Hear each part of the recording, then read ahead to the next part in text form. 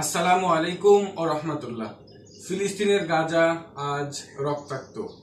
দখলদার ইহুদি রাষ্ট্রের নির্মম বর্বরতায় প্রতিদিন প্রাণ হারাচ্ছে শত শত শিশু, নারী ও নিরীহ মানুষ।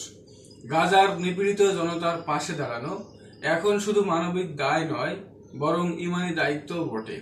এই প্রেক্ষাপটে প্যালেস্টাইন সলিডারিটি মুভমেন্টের উদ্যোগে আগামী 12ই এপ্রিল শনিবার রাজধানী ঢাকায় মার্চ ফর গাজা কর্মসূচি অনুষ্ঠিত হতে যাচ্ছে, যা শাহবাগ থেকে মানিক মিয়া এভিনিউ পর্যন্ত।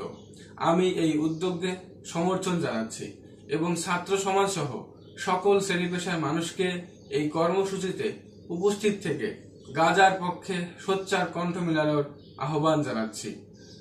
চলুন আমরা গাজার জন্য রাস্তায় নামি, চলুন আমরা মানবতার পক্ষে দাঁড়াই।